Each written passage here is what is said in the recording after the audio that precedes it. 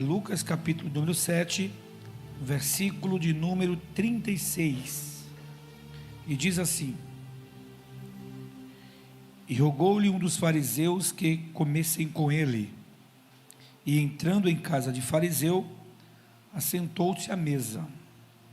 E eis que uma mulher da cidade, uma pecadora, sabendo que ele estava à mesa em casa do fariseu, levou um vaso de alabastro com unguento, e estando por detrás aos seus pés, chorando, começou a regar-lhe os pés com lágrimas, e enxugar-lhes com os cabelos de sua cabeça, e beijava-lhe os pés, e ungia com unguento. E quando isso viu o fariseu que tinha ouvido, convidado, falava consigo dizendo: se este fora profeta, bem saberia qual é a mulher que lhe tocou, pois ela é pecadora. Vamos ler agora o versículo de número 44. E voltando-se a mulher, disse a Simão: vês tu esta mulher? Entrei em casa e não me deste água para os meus pés, mas esta regou-lhe os pés com lágrimas e enxugou com seus cabelos. Não me deste ósculos, mas esta, desde que entrou, não tem cessado de beijar meus pés. Não me ungiste com óleo, mas esta ungiu os meus pés com unguento. Por isso eu te digo que os seus muitos pecados lhe são perdoados, porque muito amou. Mas aquele a quem pouco é perdoado, pouco ama. E disse a ela: os teus pecados estão perdoados. Repita comigo assim: e disse ela: os teus pecados estão perdoados. Podem sentar todos em nome de Jesus.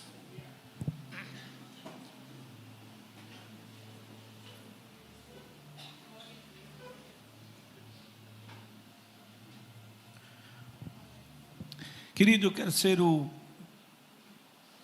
mais prático possível essa noite. Eu gostaria que você me desse total atenção para podermos chegarmos ao nosso objetivo da mensagem apregoada hoje. Primeiro, que estamos falando de uma pecadora que ungiu os pés de Jesus. A própria epígrafe parece contraditória. Alguém que ungiu é pecadora. Ficaria mais fácil um pastor que ungiu, um presbítero que ungiu.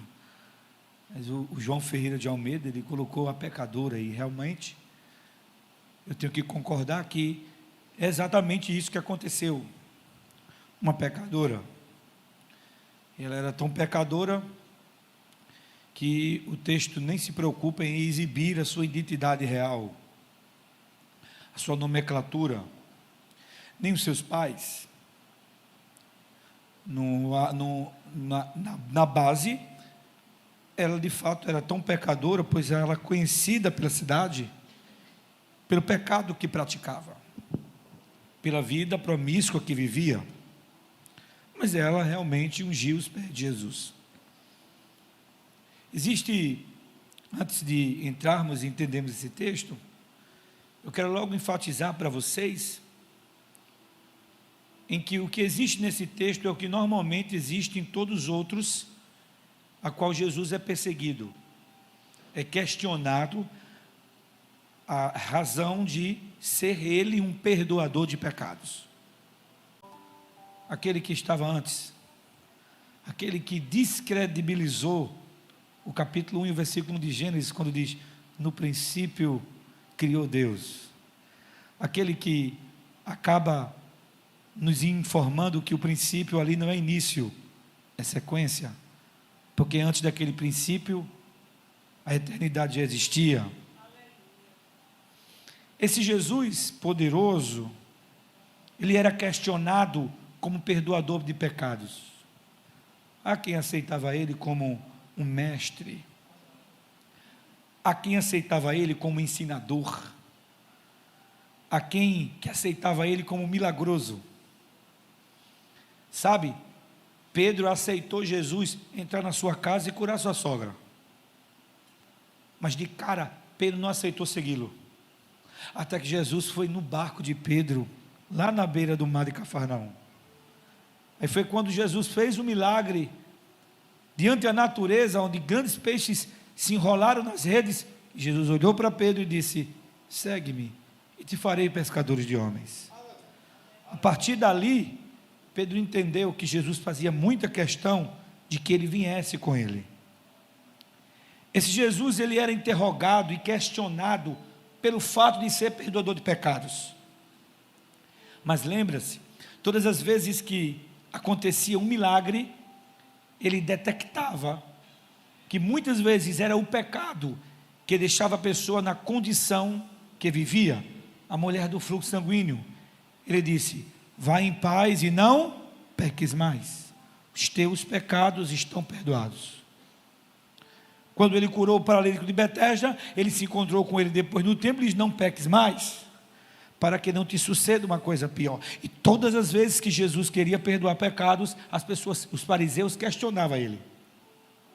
Aquele paralítico que foi até o encontro de Jesus pelos seus amigos, e quando Jesus dizia no seu coração: os seus pecados estão perdoados, alguém cocheava na mente, porque a Bíblia diz que Jesus conhecia o coração deles, e eles perguntavam: e pode ele perdoar pecados? Aí Jesus olhou e disse: eu vou dar uma aula agora. Qual é o mais fácil dizer? E você sabe por que Jesus perguntou qual era o mais fácil? Porque ele estava disposto a fazer o mais difícil. Aí ele diz assim: qual é o mais fácil? Dizer: os teus pecados estão perdoados, ou em meu nome levante e anda. Para que vocês vejam que eu tenho moral de perdoar pecados, levante agora e ande. E as pessoas tiveram que observar, engolir isso. Então, uma das primeiras ideias desse texto, ela envolve-se ao final, em que Cristo perdoa pecados. E sabe o que é interessante? O mais envolvido no milagre é o que mais entende rapidamente que ele é um perdoador de pecados. Se aquela mulher não entendesse isso, ela não se atrevia a chegar perto dele. Você só está aqui na igreja porque você sabe que a igreja é a porta do céu, mas se aqui fosse a porta do inferno, ninguém estava aqui, estava, pastor? Ninguém. Então você sabe, a mulher sabia, a mulher conhecia, a mulher sentia. Esse homem era diferente. Segundo, é que ele era um fariseu, ou melhor, era fariseu que convidou Jesus. E você percebe, você fez uma leitura bem analítica desse texto, você percebe que por algumas vezes Lucas repete 3 vezes que ele estava na casa do fariseu. Versículo número 36, ele disse: e rogou-lhe um dos fariseus que comesse com ele, ponto e vírgula, e entrando em casa de fariseu, assentou-se à mesa. Eu acredito que para todo cristão que conhecia Jesus, ouvir essa história era entediosa. Jesus na casa de um fariseu. Perceba que o texto ainda diz que Jesus na casa do fariseu, versículo de número 39, quando isso viu o fariseu que tinha convidado Jesus, porque não dava para engolir direito, Jesus na casa de um fariseu. Jesus na casa de Simão, o fariseu. E logo Simão, que tinha suas peculiaridades conhecidas, lá na frente da história, você vê em Atos dos Apóstolos, que um tal Simão fariseu, até era alguém que não era confiado às crianças, a sua índole era questionada, e Jesus estava na casa do fariseu. Perceba que Jesus, além de estar na casa do fariseu, ele comeu na casa do fariseu. A primeira coisa que eu entendo de Jesus estar na casa do fariseu, é que Jesus não entra em nenhum lugar, se ele não tiver um propósito, porque está lá dentro. Então, preste logo atenção, não questione, Jesus sabe de tudo, e você está tentando saber de alguma coisa. Terceira observação, além da primeira, de que ele era um perdoador de pecados, e que essa era a questão, A segunda é que ele estava na casa do fariseu. E a terceira é que ela era uma mulher pecadora. E o fato de ela ser pecadora lhe tornou-se conhecida por toda a cidade. Pastor, ele estava na casa do fariseu, ele era perdoador de pecados, mas eu não posso esquecer que todo fariseu é judeu, e que eu não posso esquecer que Jesus também era judeu. Então olhe para o seu irmão e diga: Jesus era judeu. A gente se esquece disso e pensa que Jesus era brasileiro. Tem uns que pensam que Jesus era paraibano, outros pernambucano, mas Jesus era judeu, e a gente não pode esquecer disso. A gente não pode esquecer que Jesus veio para os deles. Jesus próprio disse: quando fores, não usais bornais, nem levais pão, apregoai primeiro aos filhos de Israel.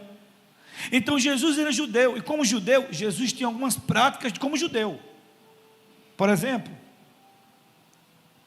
tinha algumas coisas que o judaísmo tinha por costume, que Jesus não fazia, porque ser judeu é diferente também de ser só um judeu para um fariseu. Então, por exemplo, Jesus tinha algumas semelhanças com Simão. Os seus ancestrais batiam com dele, os dois são filhos de Abraão. O fariseu era uma classe mais instaurada no judaísmo, uma classe mais que buscava uma aparência. E os fariseus tinham uma maneira de se vestir. Por exemplo, o fariseu usava roupa preta, Jesus não usava roupa preta. O fariseu usava o aiótice. Quem sabe o que é aiótice aqui? É aquele cachinho aqui, ó, que o judeu usa. Você vê isso muito mais nas novelas novas que tem agora.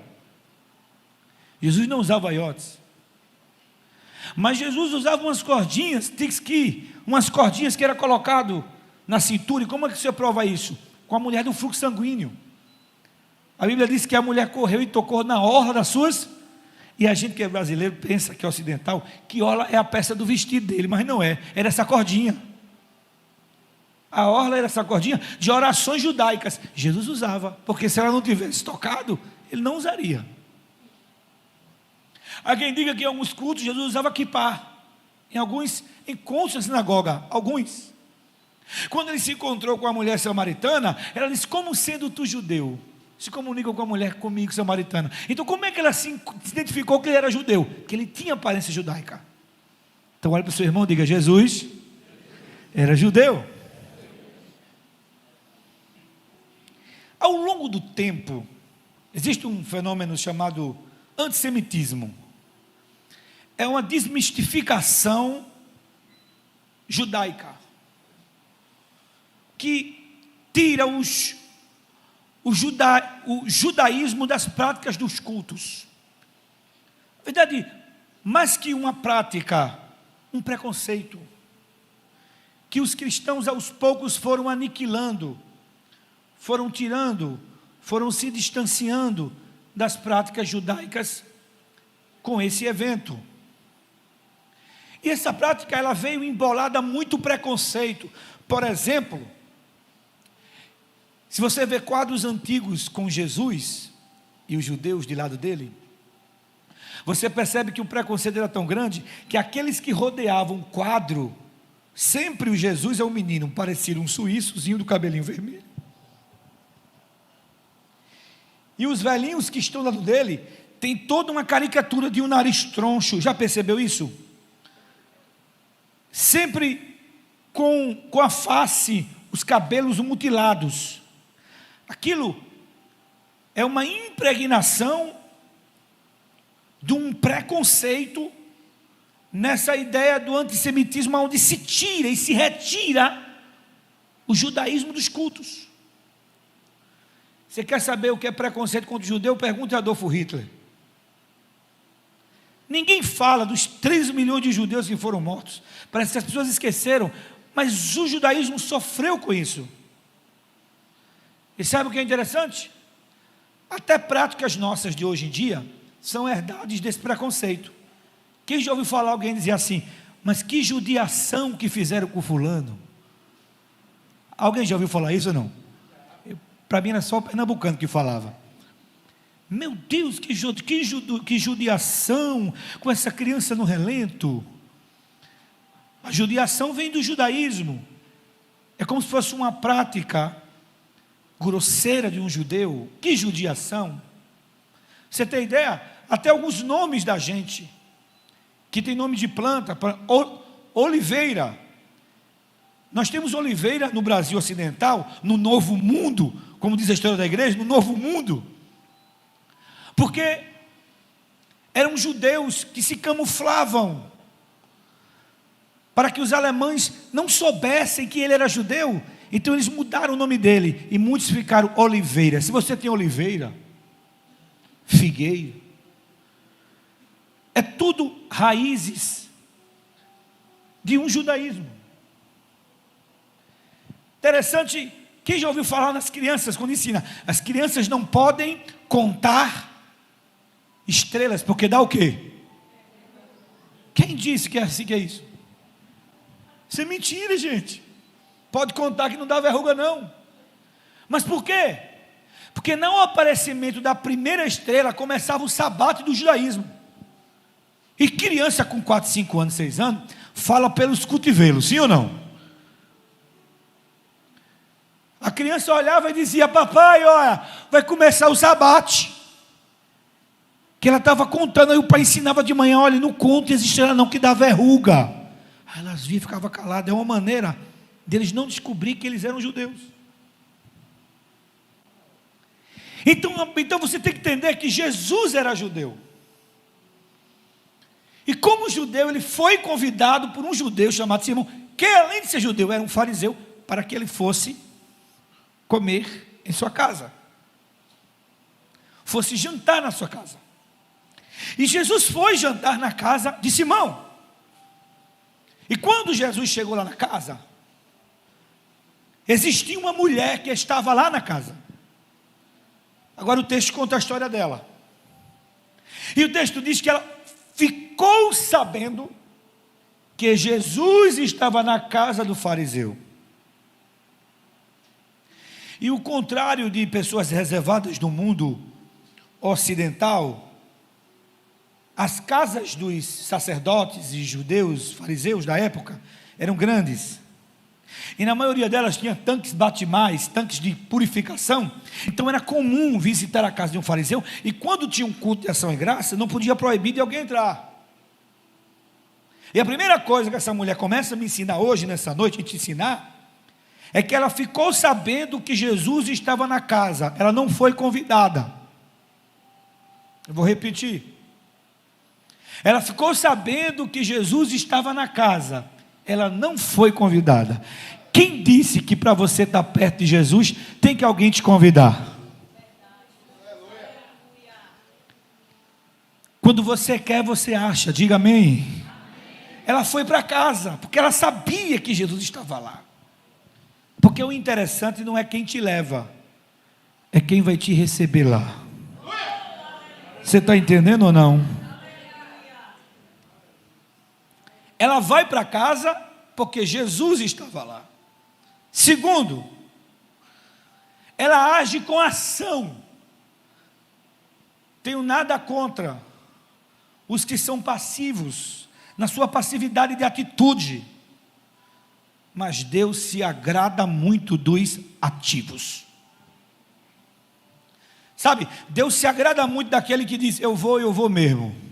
E eu vou na chuva, eu vou no sol, eu vou no calor. E eu vou de carro, eu vou de ônibus, e se eu não tiver passagem, eu vou a pé.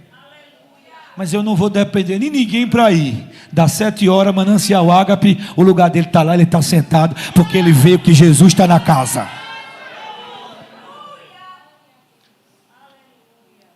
Essa ação da mulher é algo que me ensina. Ela disse, eu vou. Eu vou, porque ela tinha certeza que o que ela ia procurar, ela ia achar, e ele estava lá. Só que tem um detalhe. Quando ela chega na casa, ela encontra uma regra, porque toda casa de um judeu tem regras. E a regra era assim: no culto que fosse prestado na casa do judeu, o convidado ia para a mesa. Mas o que não era convidado, ele ficava em pé na porta ou no muro da sala. Deixa eu fazer aqui. Ela podia entrar na casa, mas ela tem que ficar aqui.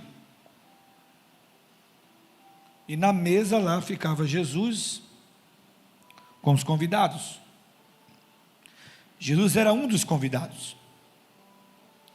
A mesa judaica era diferente da nossa mesa. Nossa mesa nós ficamos sentados. Na judaica ficavam quase que deitados, eram mesas mais baixas.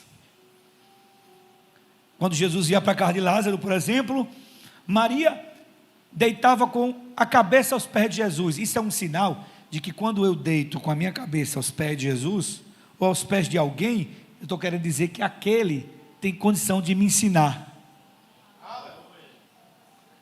Aquela mulher, ela foi à casa, e quando ela chegou na casa, ela não podia ficar na mesa, porque ela não foi. Olha como vocês são inteligentes. E ela entrou na casa e ficou em pé, na sala da casa. Agora, antes de eu falar isso que eu quero falar, eu quero dizer que ela entrou na casa, e Jesus estava na casa. O texto não mostra nenhuma dificuldade pela qual ela entrou na casa, e a interpretação do texto diz assim: ela entrou por detrás, e alguém disse que ela entrou por detrás, foi da porta da casa, ou alguém acredita que ela entrou por detrás, foi por detrás de Jesus para adorá-lo. Quando eu penso que ela entrou por detrás da casa, a situação de Simão fica mais difícil ainda, porque por ela ser pecadora, ela já sabia o caminho da casa dele através das portas do fundo. Olha para o seu irmão, diga, é um perigo isso, viu? Quando eu penso que ela adorou por detrás de Jesus, eu acho interessante, porque se ela adorou por detrás de Jesus, ela não se preocupou em um espaço físico, geográfico, que ela pudesse estar na frente para ver Jesus. Se ela adorou Jesus por detrás, é porque ela não estava preocupada em mostrar que estava adorando, ela estava preocupada em adorar. Você não entendeu ainda, né? Pega na mão do teu irmão em nome de Jesus e diz a ele: a preocupação dela não era mostrar que estava adorando. Diga, ela não se preocupava em dar glória só quando o microfone estava na mão. Diga, ela não se preocupava em adorar a Deus só se estivesse no altar. Diga, ela não se preocupava em fazer no meio das luzes. Ela adorou por detrás de Jesus. Diga assim, porque ela sabia que adorar era a prioridade dela.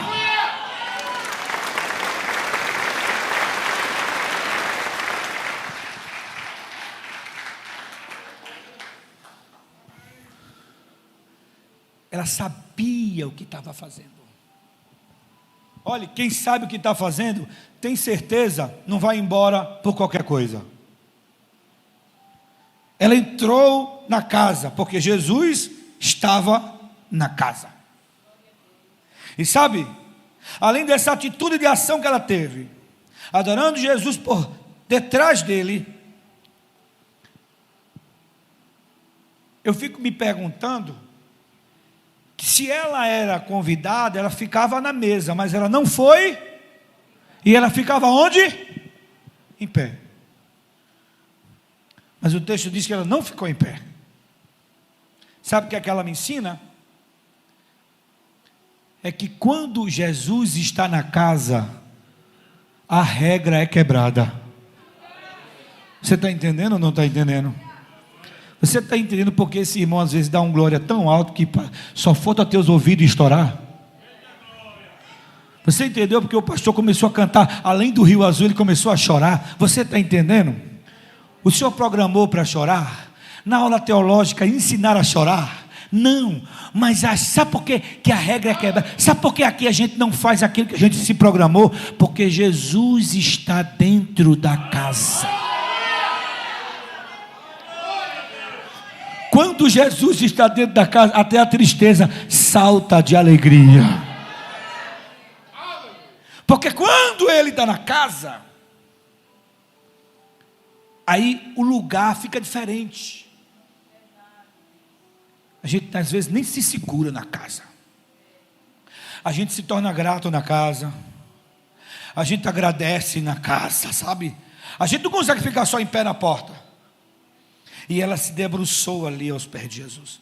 De um fato que ela até foi notada pelo próprio fariseu. E pastor, e o que é que exatamente essa mulher estava fazendo?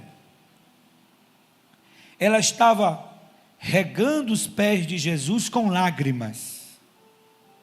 E olha para mim, por favor, para você entender algo. Primeiro, quando alguém chegava em casa, era hospitalidade pegar água e molhar os pés, porque as ruas não eram pavimentadas, então era normal, até um costume até hoje do interior, lava os pés. Tem até algumas casas que tem uma torneirinha na frente da casa, para lavar os pés, para quando entrar na casa.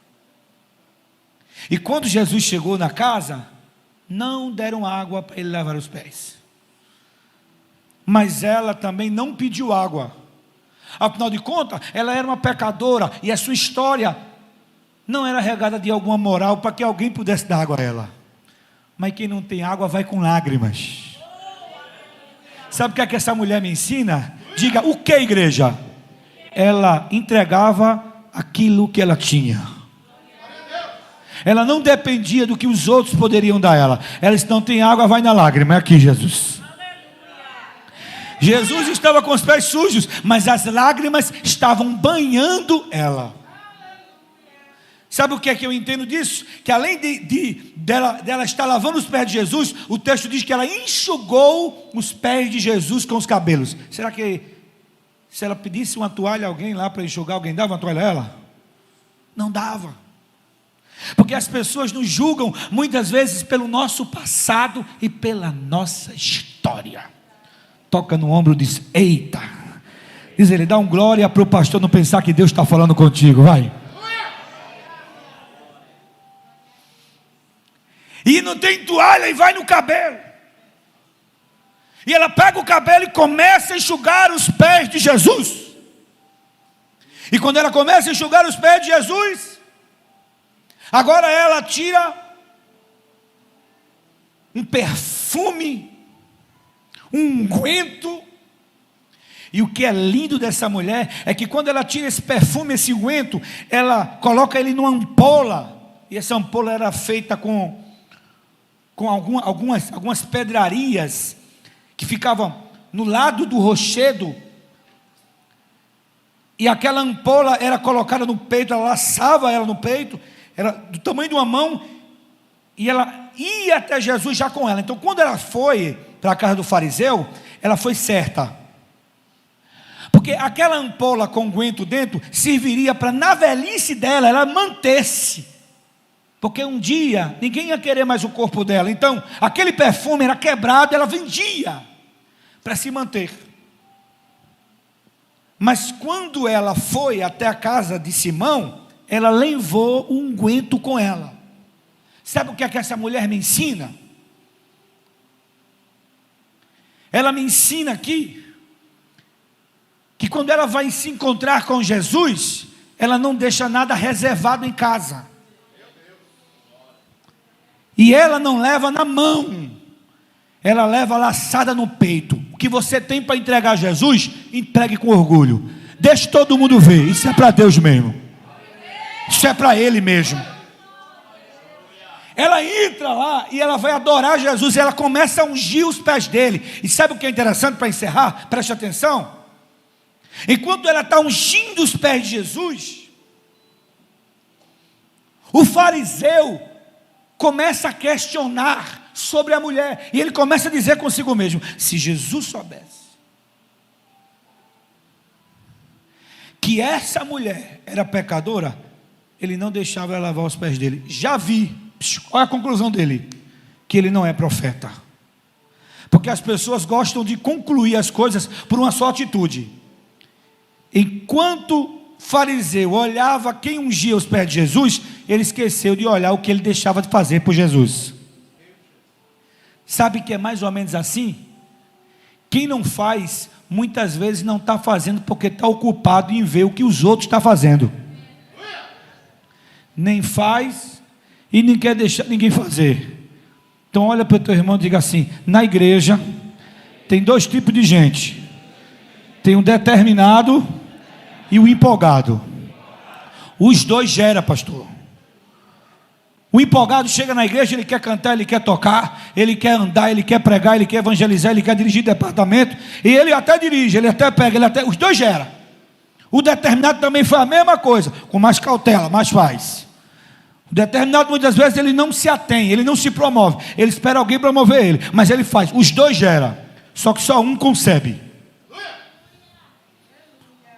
Olha para o seu irmão e diga: só um concebe, viu? Os dois geram. Um concebe e o outro aborta. Porque um empolgado, ele vai, mas do jeito que ele vai, ele volta. O determinado não. O empolgado vai e gera, mas uma cara feia, ele vai embora da igreja. Antigamente os pastores falavam e as pessoas mudavam de vida. Hoje não. Os pastores falam e as pessoas mudam de igreja. O empolgado é assim, o empolgado ele vem e vai embora, ele não consegue fazer gerar, ele aborta aquilo. Mas o determinado não, está na chuva, está no sol, está na cara bonita, está na cara feia, está cantando o canto que ele gosta, o louvor que ele gosta, o hino que ele gosta, a mensagem está do jeito que ele gosta, não está do jeito, mas ele está determinado a servir, e ele vai servir até o fim, porque ele é determinado. Ele vive essa determinação dentro dele. Aquela mulher foi determinada. E quando ela começa agora a enxugar os pés de Jesus, começa a lavar os pés de Jesus, e começa a ungir os pés de Jesus, Simão começa a concluir algo diferente para ela. E eu queria, em nome de Jesus, que você entendesse agora. Quando Simão começa a falar consigo mesmo, Jesus vai falar com Simão. Duas coisas que eu aprendo aqui. A primeira: a mulher em nenhum momento se defendeu de Simão. Então olhe para essa pessoa que está do seu lado e diga: por que você quer se defender de quem está falando de você? Diga: você não precisa se defender de ninguém que está falando de você. Se você se defende, você não tem Jesus por você. Mas quando Simão começa a falar dessa mulher, é Jesus que entra na defesa dela. Jesus está pronto para defender aqueles que confiam que Ele vai defender. Segundo, olha o que eu aprendo aqui, que na hora que Jesus ouve Simão falar dela, eu aprendo aqui que Jesus me ensina que todas as vezes que você estiver pronto para falar de alguém, lembre-se, esteja também pronto para ouvir o que Jesus tem para falar de você mesmo.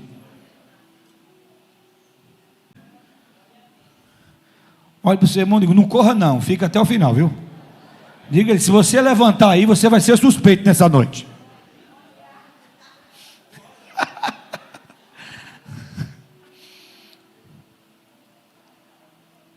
Jesus começa agora a contar uma história para Simão. E a história é que o homem devia 500 dinheiro e outros deviam 50 dinheiro, e os dois foram perdoados. Ele pergunta a Simão: qual é o que o Senhor amava mais? Simão, inteligente, disse: aquele que devia mais. Ele disse: é claro que aquele que mais ama, mais é perdoado. Aí agora Jesus aponta o dedo para Simão. Diz: eu cheguei na tua casa com os pés sujos, tu não me desse água. Diga: água. Primeiro elemento da celebração: purificação.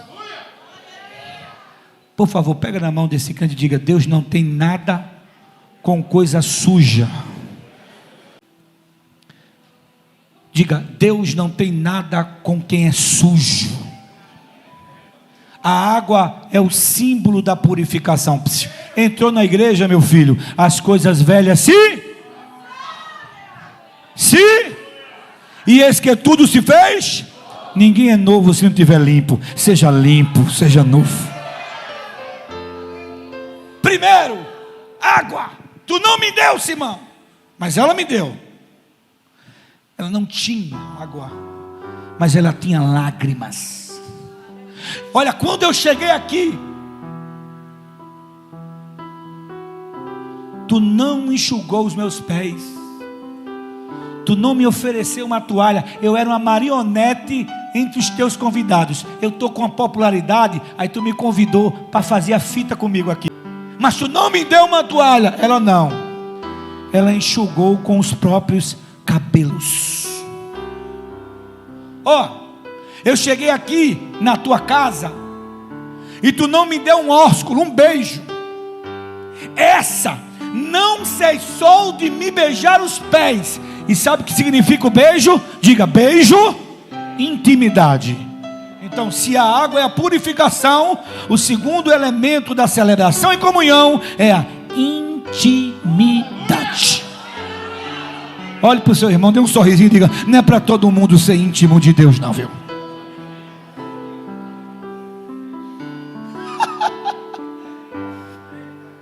Que o que vai fazer com que você seja íntimo não é a roupa que você veste, não é o dinheiro que você tem, não é o curso que você faz, é o teu contato com Ele, contigo. Você já viu que quem beija é diferente de quem sopra? Quem sopra tira o ar de dentro para... E quem beija? Pega de fora para dentro. Por isso que ele queria o beijo, porque quem beija está dizendo assim: eu quero de Jesus aqui dentro de mim. Simão, tu não me beijou, ela beijou meus pés. Terceiro, Simão, tu não me desse óleo sobre a minha cabeça, mas essa me ungiu com unguento, Simão. Ele queria dizer assim: Simão, eu cheguei, tu não tinha purificação para mim. Eu cheguei, tu não se mostrou querendo ser íntimo, e agora tu não tinha unção para mim. Três elementos da celebração: a água da purificação, beijo da intimidade e óleo da unção. Deixa eu repetir: tem unção aí ou não? Pergunta ao seu irmão: tem unção aí? Ou é só caqueado mesmo? Pergunta a ele: você tem óleo de Jeová na sua vida mesmo ou não tem? Ou você vai no glória quando alguém vai? Ou você vai no aleluia quando alguém pede? Ou você é daquele que só lê a Bíblia quando está na igreja? Você é daquele que só ora aqui? Olha, culto não tem oração de encerramento, sabia disso? Porque culto não se encerra. O culto não acaba aqui. O culto que sai daqui, você vai para a tua casa, senta na mesa, vai jantar, e o culto continua. Você vai dormir, aí você começa a sonhar. Quando você se acorda, você vai jejuar, fazer consagração. Quando você vai para o trabalho, você continua no culto. É o que o pastor estava falando aqui. A gente perde culto. Ei, culto não pode ser interrompido. Culto é todo dia, toda hora eu cultuo. Se alguém diz assim: mas tu vai para a igreja todo dia, diga: todo dia não, toda hora. Diga: eu sou de Jesus toda hora.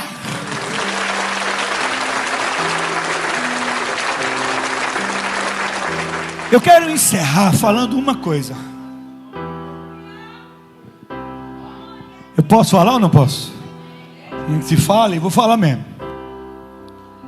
Preste atenção. Quando alguém visita uma casa e não vai passar muito tempo, a pessoa entra, faz o que tem que fazer e sai. Mas quando você entra na casa e alguém te dá água para lavar os pés, é porque alguém quer que você fique na casa por mais tempo. Pegou aí ou não? Pegou ou não?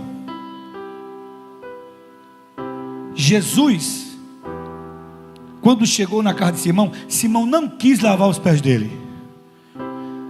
É porque Simão só queria ele para visita.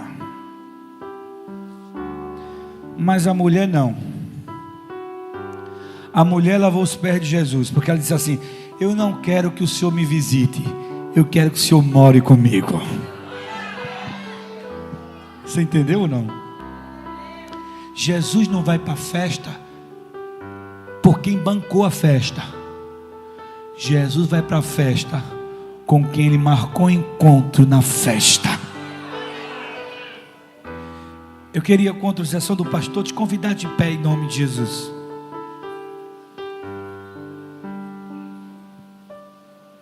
E se hoje fosse aquele dia, e se hoje fosse aquele culto na casa de Simão, e se você chegasse, preste atenção, por favor, e se você chegasse na casa de Simão, e você notasse que Jesus não foi bem recepcionado, que os pés de Jesus estavam sujos, você não pode pegar água para lavar os pés de Jesus. Mas deixa eu te perguntar, você ainda chora nos cultos? Pastor, o senhor lembra quando a gente era mais jovem, as lembrancinhas que geralmente era dada nas igrejas era o quê? Lenço. Toalhinha. Você notou? Todo mundo vinha para a igreja com a Bíblia, e dentro da Bíblia tinha Quem tem lenço aqui? Quem trouxe um lenço aqui hoje? Olha, o povo aqui chora, viu? Sabe o que eu quero dizer a você? Você recepcionaria Jesus com suas lágrimas hoje? E por que faz tanto tempo que você não chora na presença de Deus?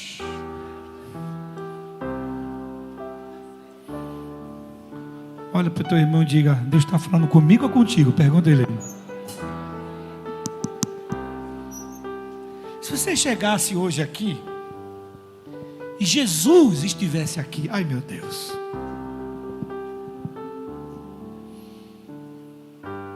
você o beijaria Jesus?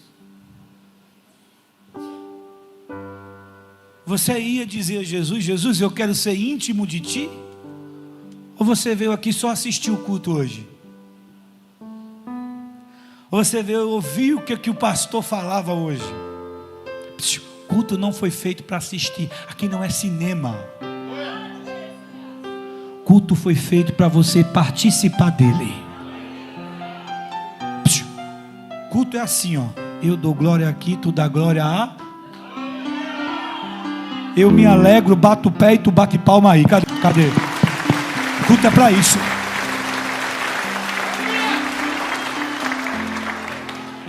Se Jesus estivesse aqui hoje, ai menino, eu estou sentindo um negócio bom aqui, sabe? Mas eu vou ensinar. Erebite calamandaraias. Se Jesus estivesse aqui, você queria um pouco dessa unção dele?